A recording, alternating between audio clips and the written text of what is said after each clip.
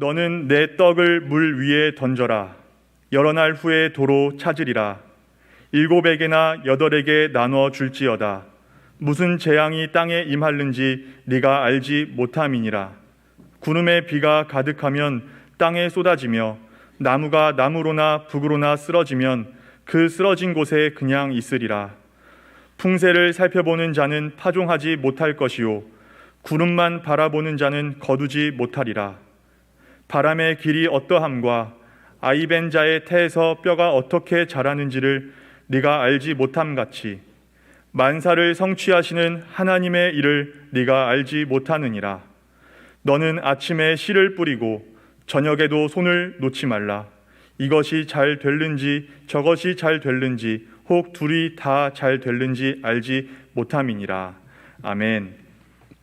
그 원래 설교 스케줄대로라면 오늘은 전도서 9장 11절부터를 이제 설교를 해야 되는데 광고 보신 것처럼 오늘 그 기아대책과 함께하는 미얀마 결연 아동 후원 작정에 있어서 좀 11장 말씀을 좀 미리 당겨서 좀 말씀을 드립니다.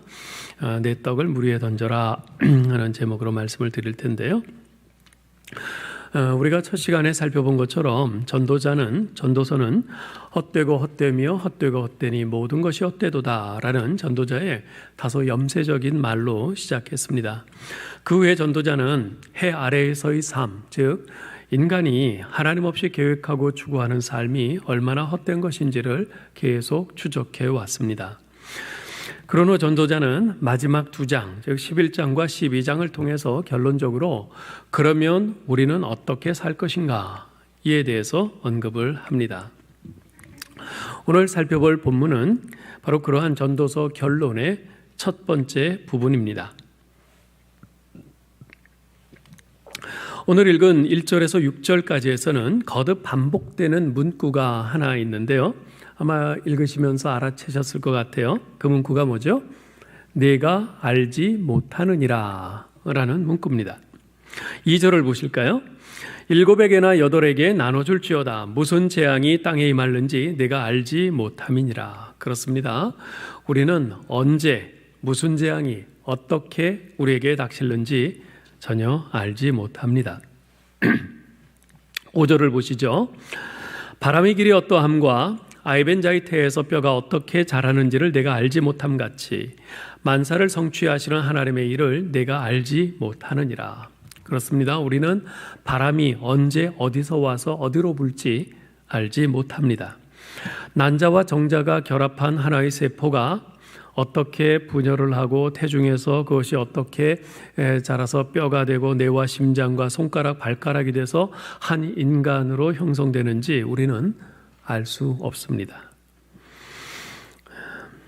무엇보다도 하나님께서 이 세상의 모든 만물을 운행하시고 만사를 성취하시는데 그러한 하나님의 일에 대해서는 우리가 전혀 알 도리가 없습니다. 6절도 보세요. 너는 아침에 씨를 뿌리고 저녁에도 손을 놓지 말라. 이것이 잘 될는지 저것이 잘 될는지 혹 둘이 다 잘 될는지 알지 못함이니라. 그렇습니다. 똑같은 밭에 똑같은 씨를 뿌렸는데 그중에 어떤 것은 잘 자라서 열매를 풍성히 맺고 어떤 것은 제대로 자라지 못한 채 그냥 썩고 말고 과연 어떤 것이 어떻게 될지 우리는 알지 못합니다. 우리가 아는 것이 있다면 살면서 경험으로 터득한 지식 정도죠.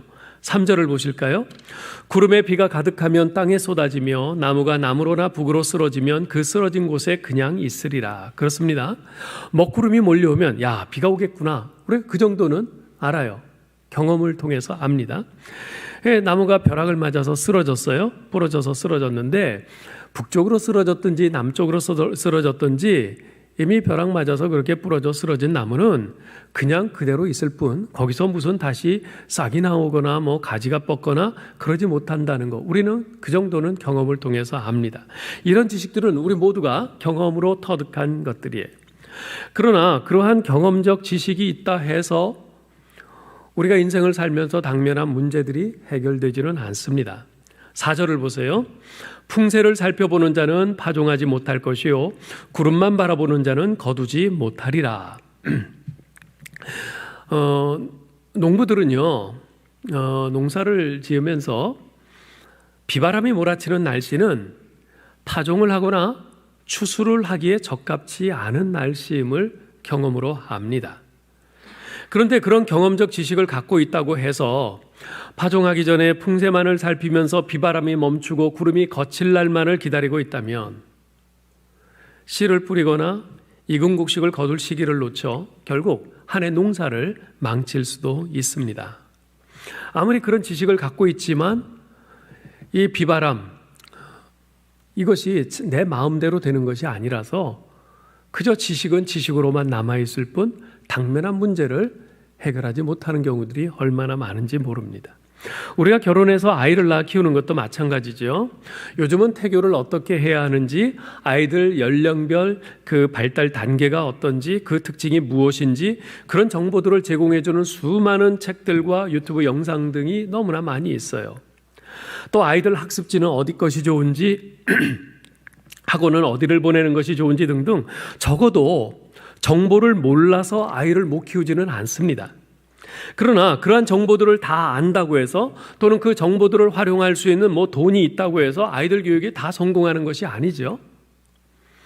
그 정보대로 했음에도 불구하고 아이는 부모가 생각하고 기대한 것과는 전혀 다른 모습의 사람이 될 수도 있고요. 우리 아이들 인생이 불행하게 꼬일 수도 있어요. 그런 일이 얼마나 많습니까? 이처럼 이 세상과 인생은 우리가 알지 못하는 것 천지입니다. 우리가 이 세상과 인생을 경험한다 해도 우리가 경험할 수 있는 것은 극히 작은 일부분일 뿐입니다. 또한 경험이란 사람에 따라 다 다르지 않습니까?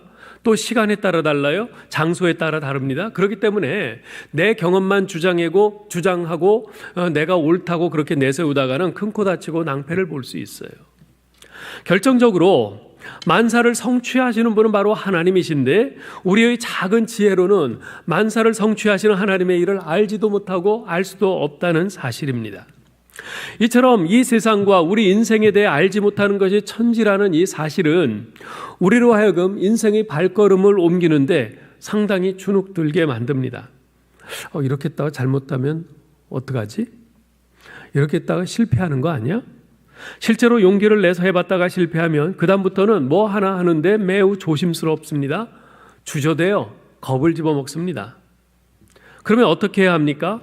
이 세상과 인생에 대해서 우리가 알지 못하는 것 투성이니까 마치 살얼음판을 걷듯이 조심조심 그렇게 한 걸음 한 걸음 겨우겨우 떼어놓고 또 그러다가 조금이라도 불안하면 그 자리에 주저앉고 그렇게 살아야 합니까? 그렇지 않습니다.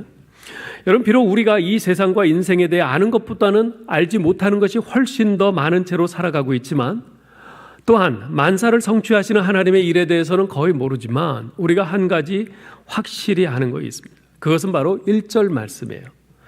너는 네 떡을 물 위에 던져라. 여러 날 후에 도로 찾으리라. 이것은 이 세상에서 실현되는 인생의 법칙입니다. 왜냐하면 이것은 만사를 성취하시는 하나님께서 정하시고 실행하시는 그런 인생의 법칙이기 때문에 그렇습니다. 사도 바울은 이것을 갈라디아서 6장 9절 10절에서 이렇게 표현을 했습니다. 우리가 선을 행하되 낙심하지 말지니 포기하지 아니하면 때가 이름에 거두리라. 그러므로 우리는 기회 있는 대로 모든 이에게 착한 일을 하되 더욱 믿음의 가정들에게 할지니라. 선을 심으면 때가 이름에 반드시 거두게 된다는 것, 이것은 만사를 성취하시는 우리 하나님께서 정하신 인생의 법칙입니다. 우리가 가진 떡을 물 위에 던지면 여러 날 후에 도로 찾게 된다는 것, 이것은 모르는 것 투성이인 이 인생살이에서 우리가 확실하게 붙잡을 수 있는 것입니다. 왜냐하면 이것은 만사를 성취하시는 하나님께서 정하신 인생의 법칙이기 때문입니다. 자, 그렇다면 지금 여기서 내 떡을 물 위에 던져라 그랬는데 이 말씀의 의미는 뭘까요? 내 떡을 왜 물 위에 던집니까? 떡은 먹는 것인데 식탁에 놓아야지요. 왜 하필이면 물 위에 던지라고 하시는 것일까요? 여러분, 우리가 먼저 알아야 할 것이 있는데 여기서 말하는 물은 집안에 있는 이런 큰 그릇에 담아놓은 물이나 생수병에 있는 물이나 그런 물을 의미하는 것이 아니라 흐르는 강물을 의미합니다. 그리고 떡은 우리가 생명을 유지하는데 꼭 필요한 것을 가리켜요. 따라서 내 떡을 던지라 하는 것은 그것이 없어서 삶을 살아가기 힘든 사람에게 내게 있는 그것을 나누고 베풀라, 바로 이런 뜻입니다. 자, 그런데 어째서 내 떡을 강물에 던지라고 하는가? 그런 가난하고 삶이 어려운 사람들에게 직접 가서 주면 될 거 아니냐, 뭐 이렇게 생각할 수 있죠. 두 가지 이유가 있다고 생각합니다. 첫째로요, 강 하구에는 옛적부터 대체로 가난한 사람들이 살고 있습니다. 상류는 물이 맑고 깨끗하죠. 그래서 상류에는 돈 많은 사람들이 별장을 짓고 유유자적하게 즐기며 삽니다. 그러나 하류는 상류에서 떠내려온 온갖 오물과 쓰레기들이 모이는 곳입니다. 더럽고 지저분한 냄새가 나요. 그래서 그곳에는 가난하고 힘없는 하층민들이 모여 삽니다. 내가 가진 것을 그 강물에 던져서 흘려 떠내려 보내는 것은 그러한 어려운 처지에 있는 사람들을 살리는 길입니다. 그것은 물 좋은 상류에 사는 사람들, 가진 것이 많은 사람들이 반드시 감당해야 할 책임입니다. 여러분, 물에 떡을 던지는 것은요, 결코 낭비가 아닙니다. 우리는 우리가 가진 소중하고 귀한 것을 물에 던질 때 그것을 낭비라고 생각할 수 있어요. 그러나 가치 있는 목적과 귀한 동기를 가지고 사람 살리는 그 아름다운 일을 위해서 내가 가진 것을 던질 때 그것은 절대로 낭비가 아닙니다. 둘째로, 강물에 던지라고 하는 것은 익명성을 요구하는 것이기도 합니다. 흐르는 물은 말도 없고 표시도 없죠. 그처럼 은밀하고 조용하게 도우라는 것입니다. 여러분 보세요. 내가 강물에 떡을 던졌어요. 그래서 그 떡이 둥둥둥둥 물결을 타고 흘러내려가요. 저 강 하구에 사는 어려운 사람이 그것을 건져서 먹습니다. 그런데 강물에 떠내려온 것이니까 누구 것인지를 몰라요. 따라서 건져 먹는 사람도 아무 부담 없이 기쁘게 먹을 수 있는 거죠. 우리 예수님께서 또 마태복음 6장 3절에서 너는 구제할 때에 오른손이 하는 것을 왼손이 모르게 하라 말씀하지 않으셨습니까? 우리는 작은 선행을 하고도요, 남들에게 떠벌리고 싶어 해요. 나를 알아달라는 거죠. 그게 우리 죄악된 우리 인간의 본성 중에 하나입니다. 그러나 그렇게 했을 경우에 나의 도움을 받은 사람 입장은 어떨까요? 모르긴 몰라도 자기를 도와준 그 사람을 볼 때마다 왠지 위축되고 부담스럽지 않겠어요?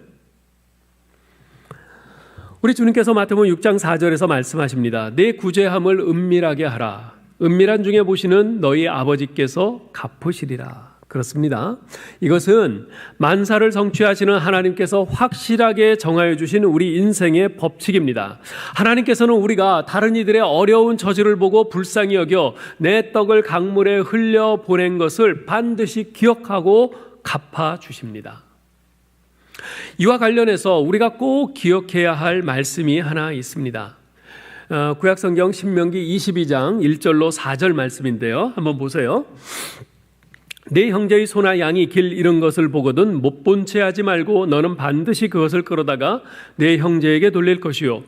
내 형제가 내게서 멀거나 또는 내가 그를 알지 못하거는 그 짐승을 내 집으로 끌고 가서 내 형제가 찾기까지 내게 두었다가 그에게 돌려줄지니 낙이라도 그리하고 의복이라도 그리하고 형제가 잃어버린 어떤 것이든지 내가 얻거든 다 그리하고 못 본 채 하지 말 것이며 내 형제의 낙이나 소가 길에 넘어진 것을 보거든 못 본 채 하지 말고 너는 반드시 형제를 도와 그것들을 일으킬지니라. 이 말씀의 내용은 간단합니다. 길을 가다가 길 잃은 소나 양을 발견했을 때 그것을 못 본 채 하지 말고 데려다가 반드시 임자를 찾아주라는 것입니다. 소나 양뿐 아니라 낙이나 옷, 아니 그 밖에 무엇이든지 누군가 잃어버린 것을 길에서 발견하면 반드시 그것을 주인을 찾아주라는 말씀이에요. 또한 길을 가는데 어떤 사람이 자기 소가 길에 넘어져서 그것을 일으키느라고 아주 낑낑대고 있을 때 그것을 못 본 척 그냥 지나가지 말고 그 사람을 도와서 소를 일으켜주라는 말씀입니다. 아주 단순한 내용이죠.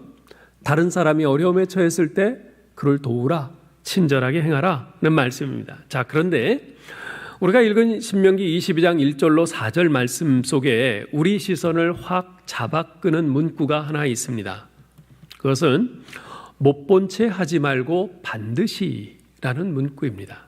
못 본 채 하지 말고 반드시. 불과 4절밖에 안 되는 짧은 본문 안에 3번이나 이 문구가 반복되고 있어요. 그만큼 중요하다는 것이죠. 잊지 말고 가슴에 새기라는 것입니다. 자, 그러면 못 본 채 하지 말고 반드시라는 이 말씀이 왜 중요합니까? 그것은요, 우리가 살아가고 있는 이 세상이 못 본 채 하는 세상이기 때문에 그렇습니다. 못 본 채 하고 그냥 지나치는 세상이에요. 디모데후서 3장 1절로 5절에 보면 사도 바울이 말세의 특징들 19가지를 열거하고 있는데요. 그 중에 하나가 무정하다는 것입니다. 영어로는 unliving인데요. 이 무정하다는 말이 바로 못 본 채 한다는 뜻이에요. 못 본 채 하고 그냥 지나간다는 것이에요. 우리가 발붙이고 살고 있는 이 세상은요, 철저히 이해관계에 의해서 움직이는 세상입니다. 이익이 된다 싶으면 물불을 가리지 않고 달려들어요.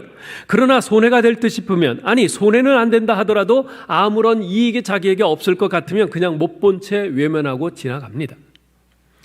가끔 보면요, 길거리에 이런 가로등이나 전신주에 또는 이렇게 길가에 나무 사이에다가 목격자를 찾습니다 하는 이런 현수막이 크게 붙어 있는 것을 볼 수 있어요. 며칠 전 몇 시경 이곳에서 교통사고가 났는데 목격자의 증언이 꼭 필요하니 제발 도와주세요 하는 거죠. 그런데 많은 경우 목격자들이 나타나지 않습니다. 아마도 목격자가 그 현수막을 보지 못해서 그랬을 수도 있지만, 그러나 그보다는 귀찮아서 외면하는 것이 주된 이유가 아닐까 하는 생각이 들기도 해요. 내가 목격했습니다 하고 나서면 경찰서에 왔다 갔다 해야죠. 어쩌면 법정에도 나가야 하죠. 뭐 하나 생기는 것 없이 자기 시간 뺏기지요. 정신적으로 부담되죠. 그러니까 귀찮아서 못 본 채 하고 외면하는 거죠.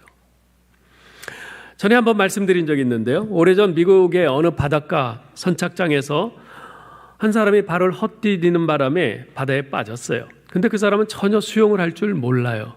그래서 물에 들어왔다 나갔다 하면서 물을 마시면서 Help me, help me 외치면서 허우적거리다가 결국 익사하고 말았습니다. 얼마 후에 경찰이 와서 시체를 건져내고 조사를 하는데 놀라운 사실이 하나 발견됐어요. 그 사고 지점에서 불과 몇십 미터밖에 떨어지지 않은 곳에서 한 청년이 그 사람이 물에 빠져 허우적대는 것을 보면서도 한가롭게 모래사장에 그냥 앉아 있었던 것이에요. 게다가 그 청년은 수영도 잘하는 청년이었어요. 경찰이 너무나 황당해서 그 청년에게 물었습니다. 아니, 이 사람이 죽어가는 것을 보면서도 왜 구해주지 않았어? 그 청년의 대답이 뭔지 아세요? 귀찮아서. 내일 아닌데. 이 사실을 알고는 사고당한 사람의 그 가족들이 너무나 화가 나서 그 청년을 고소했습니다. 판결이 어떻게 난지 아세요? 무죄 판결이 났어요. 이유인즉슨 비록 그 청년이 사람이 죽어가는 것을 보면서도 구해주지 않은 것에 대해서 도의적 책임은 물을 수 있겠지만 엄격히 말해서 법적인 책임은 물을 수 없다는 것이. 지금 말씀드린 것은 좀 극단적인 케이스일 수 있겠지만 여러분, 이것이 바로 오늘날 우리가 살고 있는 이 세상의 일반적인 분위기입니다. 도와주면 좋은 일이지만 반드시 꼭 해야 하는 일은 아니라는 거죠. 그것은 옵션일 뿐 반드시 해야 하는 일은 아니라는 거예요. 여러분, 옵션이 뭐예요? 우리가 자동차를 살 때 자동차 기본 외에 옵션으로 반드시 따로 구매해야 하는 것들이 있어요. 옵션으로 따로 구매해야 되는 것이 있어요. 돈을 따로 지불하고, 예를 들어서 내비게이션 시스템이라든지 선루프라든지 또 엔텔락 브레이크라든지 이런 것들은 따로 돈을 더 내고 구매를 해야 돼요. 이런 장치들은 있으면 물론 좋지만 없어도 운전하는 데는 사실 별 지장 없습니다. 이처럼 옵션이라고 하는 것은요, 있으면 좋지만 없어도 별 문제가 없는 것들입니다. 오늘 본문 말씀에서 내 떡을 강물 위에 던져라 라고 하는 거, 그건 옵션이라는 거예요. 저 강하구에 가난해서 굶는 사람들 있는 거 알지만 꼭 내가 그렇게 해야 되나? 안 해도 되는 일이지. 할 수도 있고 안 할 수도 있는 일이지. 옵션이라는 거예요. 신명기 22장에 기록된 이런 친절할 행위들, 그런 것은 그렇게 하면 귀하고 좋은 일이지만 설사 그렇게 하지 않는다고 해서 문제될 것 없는 일종의 옵션이라는 겁니다. 이것이 바로 이 세상의 시각입니다. 그러나 우리 하나님께서는 달리 말씀하십니다. 나 여호와 하나님을 모르는 사람들, 내 백성이 아닌 사람들은 그것을 옵션으로 생각할지 모르지만 나를 믿는 백성들은 달라야 한다. 그것은 옵션이 아니라 반드시 그렇게 해야만 하는 것이다. 하나님 나라의 백성들은 이 세상의 분위기나 이 세상의 가치관, 이 세상의 방식을 따라가서는 안 된다. 오히려 그러한 잘못된 세상의 흐름에 역행하면서 하나님 나라의 가치관으로 이 세상의 분위기를 이끌어가야 된다. 이것이 우리 하나님의 말씀입니다. 사랑하는 성도 여러분, 우리의 행동을 결정하는 것은 어떤 이해득실 관계가 아니라 바로 우리의 정체성이어야 합니다. 우리는 예수 믿고 하나님의 자녀가 된 사람들입니다. 이것이 우리의 정체성이에요. 하나님의 자녀들은 아버지이신 하나님 닮기를 힘써야 합니다. 종종 말씀드리죠. Like father, like son. 부전자전. 우리가 꼭 명심해야 될 말이에요. 우리는 우리 하나님 아버지를 닮는 부전자전의 삶을 살아야 되는 사람들이에요. 하나님께서는 우리 죄인들에게 정말 친절하셨습니다. 죄인된 우리 인간의 절망적인 그 처지를 못 본 채 그냥 버려두지 않으시고 우리를 위해서 독생자를 아낌없이 보내주신 하나님의 사랑. 이렇게 살다가 결국 절망으로 끝낼 수밖에 없는 우리 인생을 못 본 채 외면하지 않으시고 우리를 위해서 이 땅에 내려오셔서 자기 생명을 십자가에서 내주신 예수 그리스도의 은혜. 우리 예수님의 지상생애를 달리 표현한다면 어려운 처지에 있는 사람들을 결코 못 본 채 하지 않으셨던 삶이라고 할 수 있습니다.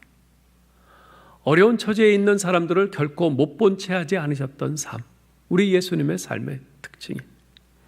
주님께서는 이 남자 저 남자 전전하면서 세상의 헛된 만족을 구하다가 인생이 황폐화된 그 사마리아 여인을 못 본 채 하지 않으시고 일부러 사마리아까지 찾아가셔서 그녀에게 영원히 목마르지 않는 생수를 주셨습니다. 주님께서는 귀신 들려 마을 사람들은 물론 가족에게조차 버림받고 무덤 사이에서 짐승처럼 살고 있는 한 남자를 못 본 채 하지 않으시고 일부러 이방 지역인 거라사까지 찾아가셔서 정상인으로 회복시켜 주셨죠.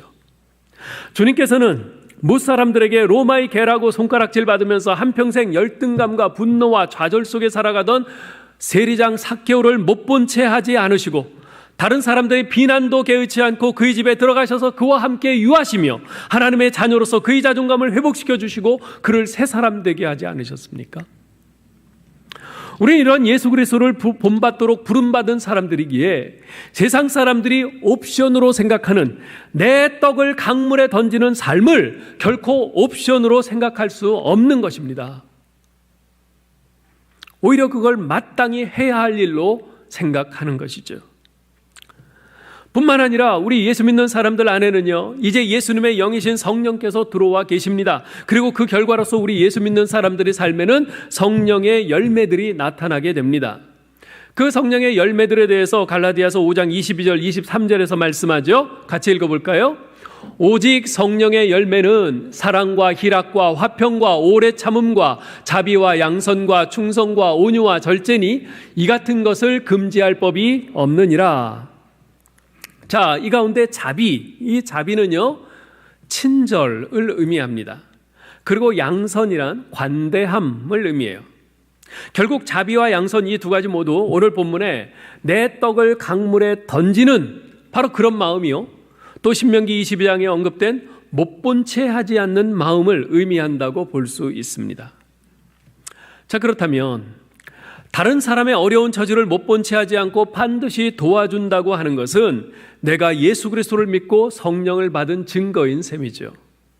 이렇게 본다면 어려운 처지에 있는 이들을 못 본 채 하지 않고 반드시 내 떡을 그들을 위해서 강물에 던지는 삶은, 이것은 하나님의 자녀요 그리스도인 된 여러분과 저희 존재를 증명해 주는 행동인 것입니다. 저는 우리 교회 성도들이 참으로 자랑스럽습니다. 우리 교회 성도들의 특징을 꼽으라고 하면 여러 가지를 들 수가 있는데요. 제가 어디 다른 곳에 가면은 자랑을 많이 해요. 근데 그 중에 하나는 정말 우리 교회 성도들은 긍휼의 마음이 많다는 것이에요. 우리 교회에는 뭐 그렇게 큰 부자는 안 계신 것 같아요. 뭐 혹시 제가 모르는 알부자 계세요? 오히려 우리 교회는 넉넉지 못한 분들이 참 많으세요. 그런데 어려운 이들을 돕는 데는 참으로 열심히 해요. 그래서 누가 어려운 일을 당해서 도웁시다 하면은 아낌없이 도와요. 해외 선교사님이나 국내에 미자립 교회 할 것 없이 우리가 좀 도와드립시다 하면 단지 생색내는 것이 아니라 최선을 다해서 힘이 지나도록 돕습니다. 좀 전에 영상을 보셨습니다만 3년 전 미얀마의 그 사산 마을의 아이들, 너무나 형편이 가난해서 제대로 교육의 기회를 받지도 못한 그 아이들에게 교육의 기회를 마련해 주자는 그 호소에 무려 276명의 교인들이 그곳 어린이들과 결연을 맺고 한 달에 3만 원씩 후원하기로 했어요. 저는 당시 우리 성도들의 호응이 그 정도로 뜨거울 줄은 솔직히 잘 몰랐어요. 제가 그분들이 이렇게 명단을 봤는데 정말 형편이 어려운 분들도 꽤 있었거든요. 아니, 이런 형편에서 어떻게 이렇게 하시지? 제가 걱정이 되는 그런 분들도 여러 분 있었어요. 제가 생각해 보면서 제 나름대로 내린 결론이 있습니다. 그것은 우리 성도들이 하나님의 말씀을 제대로 배워 하나님이 어떤 분이신지를 정확히 알고 있기 때문이라는 거예요. 우리 하나님이 자비의 하나님, 긍휼의 하나님, 내가 그 하나님의 은혜를 입고 내가 이렇게 구원받고 지금 살고 있는데 우리 하나님을 잘 알고 있기 때문에, 그리고 어떻게든 그 하나님의 말씀대로 순종하고자 하는 그 순수한 신앙이 있기 때문에 그런 것이다. 제가 내린 결론입니다. 그래서 저는 우리 교회에서 우리 성도님들과 함께 목회하는 것이 정말 즐거워요. 정말 감사해요. 언제까지나 같이 했으면 좋겠는데 얼마 있으면 은퇴해야죠. 예. 자, 그런데 우리가 한 가지 더 생각할 것이 있습니다. 우리가 어려운 이들의 형편을 못 본 채 하지 말고 반드시 내 떡을 강물에 던지라는 이 명제를 따라서 행동하려고 할 때요, 거기에는 반드시 우리가 치러야 하는 대가가 있다는 것입니다. 여러분 한번 상상력을 발휘해서 생각해 보시기 바라요.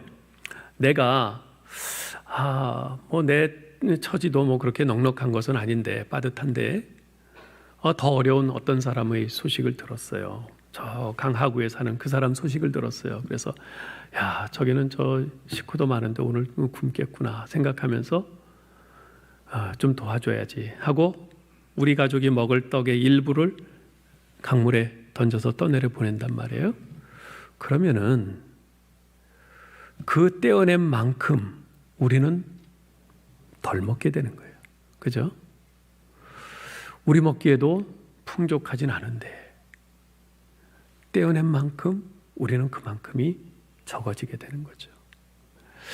길에서 기르는 소 한 마리를 발견했는데 누구 소인지 모를 때 그 소를 자기 집에 데려가서 주인이 올 때까지 돌봐주려면 그 사람은 가전 여정을 중단하고 그 소를 자기 집까지 데려와야 합니다. 계획이 취소되는 거죠. 또 집에서 그 소를 먹여줘야 돼요. 근데 소가 좀 많이 먹어요. 그러니 그 여물을 대려면 그 수고가 이만저만이 아닐 겁니다. 또한 그 소의 주인을 찾아주기 위해서 여기저기 전단지도 붙이고 수소문도 해야죠. 한마디로 그가 길 잃은 소를 못 본 채 하지 않고 친절히 행하려고 함으로써 시간적, 정신적, 육체적, 재산상의 피해와 불편함이 이만저만이 아닌 것입니다. 중고등학교 시절에 연력학의 법칙이라는 것을 배웠어요. 제1법칙, 제2법칙, 제3법칙이 있는데 다른 건 모르겠고 연력학 제1법칙만 생각나는데 그것은 에너지 보존의 법칙입니다. 이것은 한 에너지에서 다른 에너지로 전환이 될 때 그 형태는 변해도 그 총량은 변하지 않는다는 것이 요점이에요. 예를 들어서 지금 제가 이 높은 곳에 있는데요, 이 높은 단상에서 저 아래로 뛰어내리면 그냥 여기서 발을 구를 때와는 다른 더 큰 에너지가 발생합니다. 더 큰 충격이 아래 가해지겠죠.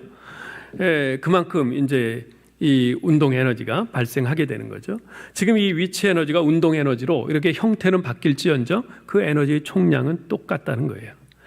저는 이 에너지 보존의 법칙이 참으로 성경적이라고 생각을 합니다. 왜 그런가?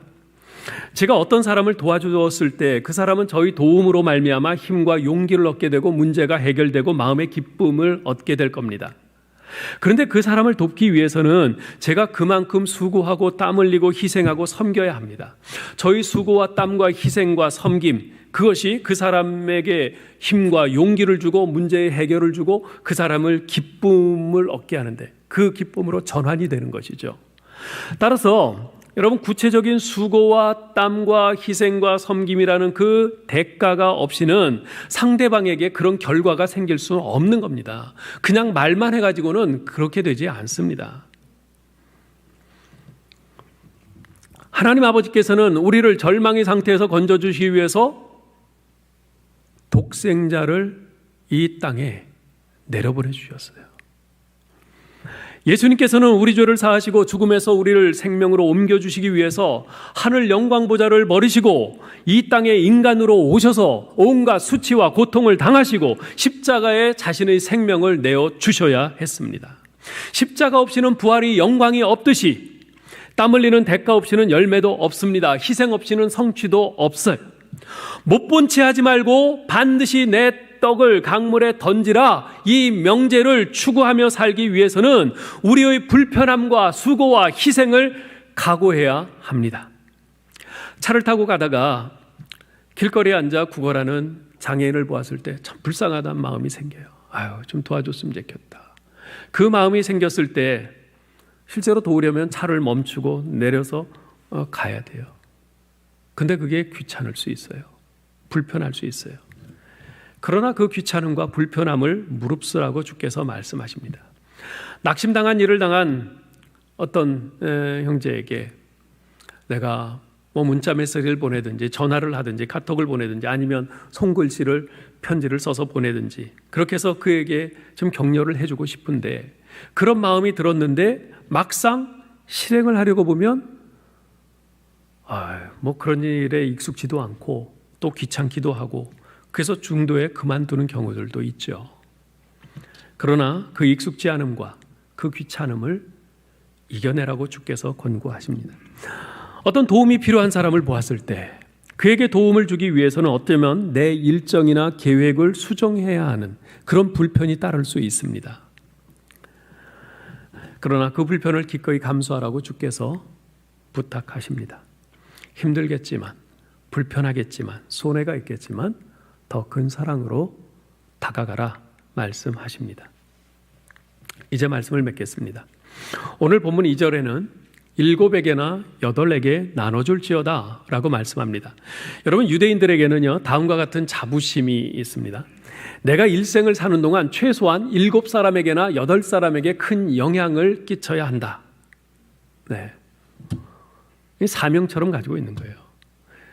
70평생 80평생 사는 동안 최소한 7사람에게나 8사람에게는 큰 영향을 미치는 그런 삶을 살겠다. 네? 이런 자부심 속에 삶을 살도록 스스로를 자극하는 거죠. 또한 유대의 철학 가운데는 다음과 같은 잠언이 전해 내려온다고 합니다. 가지고 있는 것은 모두 잃어버린다. 주는 것이 남기는 것이다. 우리는 어떤 것을 내 손에 쥐고 있을 때 그것을 소유했다고 생각합니다. 그러나 지금 내가 손에 쥐는 것은요 모두 썩어버리고 맙니다. 지금은 내 손에 쥐어져 있지만 그중 어느 하나도 가지고 갈 수가 없습니다. 그러나 남에게 주면 괜찮습니다. 남에게 주면 괜찮아요. 우리 주님께서는 내 보물을 하늘에 쌓아두라 말씀하셨지요. 왜요? 거기는 도적이 침범할 수도 없고 녹이 슬지도 않고 썩지도 않기 때문입니다. 따라서 자기 보물을 하늘에 쌓아두는 사람, 그 사람이 지혜로운 사람입니다.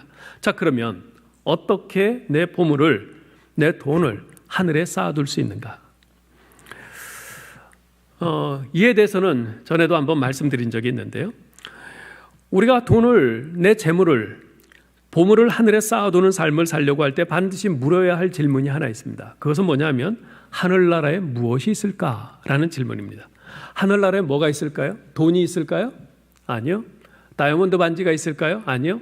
명품 가방이 있을까요? 아니요. 그런 건 없습니다. 그럼 하늘나라에 뭐가 있을까요? 뭐가 있는지 잘은 모르겠지만 분명히 하늘나라에 반드시 있는 것이 있어요. 그것이 뭐냐면 구원받은 수많은 사람들, 구원받은 사람들이 하늘나라에 반드시 있습니다. 따라서 우리가 보물을 하늘에 쌓아두는 방법은 사람들의 생명을 위하여 투자하는 것입니다. 사람들의 영적, 육적 생명을 건지기 위해서 투자하는 것, 그것이 우리가 할 수 있는 최선이요 하늘의 보물을 쌓는 것입니다. 하늘의 보물을 쌓는 것은 이 땅 위에서 높은 수준의 생활을 하는 데 있지 않습니다. 물론 우리는 매일매일의 삶을 영위하기 위해서 일정량의 돈을 필요로 하죠. 그러나 우리 자신을 위해서는 되도록 적게 쓰고 사람들의 생명을 위해서는 가능한 한 많이 쓰는 것, 그것이야말로 우리가 이 땅에서 할 수 있는 최선의 투자이며 그것이 바로 우리 보물을 하늘에 쌓는 것입니다.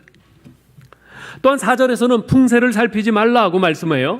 이 말씀에 담긴 뜻이 뭡니까?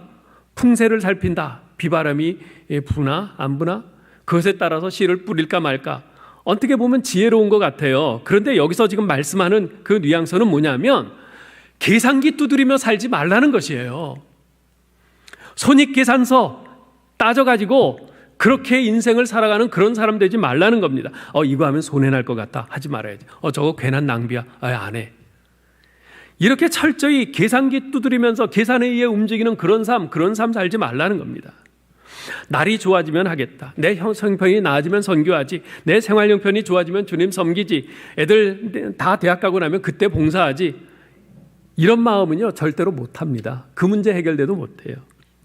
내 위에 하늘이 어두워도 나를 둘러싸고 있는 환경이 내게 불리해 보여도 이 모든 것이 하나님을 향한, 그리고 내 이웃들을 향한 봉사의 섬김의 제동을 걸어도 그것이 하나님께서 기뻐하시는 바른 일이고 귀한 일이고 생명을 살리는 가치 있는 일이고 하나님의 영광을 위한 일이라고 마음속에 믿어지거든 주저 말고 하라는 것입니다. 제발 계산에 의해서 인생을 살지 마시기 바랍니다. 이해 타산에 의해서 신앙생활하지 마시기 바랍니다. 주님께서는 다른 이들의 어려움을 못 본 채 하지 말고 내 떡을 강물에 던지라 말씀하십니다. 그러면 여러 날 후에 도로 찾을 것이라 약속하세요. 이것이 바로 믿음의 삶이죠. 그래서 물 위에 떡을 던지는 것은요 믿음의 행동인 것입니다. 믿음이 없는 사람은 절대 그렇게 못합니다. 자기에게 풍족이 있어도 그렇게 못합니다. 그들은 이렇게 하는 건 시간 낭비고 돈 낭비고 인생 낭비라고 그렇게 말을 하면서 하지 않습니다. 그러나 하나님을 신뢰하는 사람은 지금 자기의 떡을, 자기의 재물을, 자기의 시간을, 자기의 열정을 바로 물 위에 던집니다. 거기에 하나님께서 역사하셔서 사람들을 생명을 건지시고 여러 날 후에 다시 찾게 하실 것을 믿으면서 그렇게 합니다. 사랑하는 성도 여러분, 이제 말씀을 마치면서 두 가지를 좀 도전하고 싶어요. 첫째는 회개합시다. 이제까지 계산적으로 살아온 나의 삶과 신앙생활을, 내 떡을 어려운 이들을 위해 던지지 못했음을, 겨우 생색내기로 몇 번 도운 것을 가지고 내 할 일 다 한 것처럼 생각했던 내 자신의 부족함을 회개하십시다. 두 번째로 결단합시다. 지금 내가 물 위에 던져야 할 것은 무엇인가? 없다고 생각하지 마십시오. 우리가 가진 것들 있습니다. 내가 가진 시간도 있고요, 재능도 있고요, 재물도 있습니다. 내가 나눠줘야 할 사람은 누구인가? 오늘 말씀에서는 7이나 8에게 나눠주라 그랬어요. 우리가 인생 살면서 최소한 7, 8명에게는 좀 영향을 끼치며 살아야 되지 않겠습니까? 최소한 그 7명, 아니 서너 사람이라도 저 이은수 목사 때문에 내가 이렇게 예수님 믿게 됐어, 저 사람 때문에 내가 새로운 삶을 살게 됐어, 뭐 이런 말을 들을 수 있는 그런 인생을 살아야 되지 않겠습니까? 반드시 많은 것을 주어야 하는 것이 아닙니다. 적은 것이라도 나보다 더 어려운 처지에 있는 사람들을 주님처럼 안타까워하면서 긍휼히 여기는 마음으로 주면 됩니다.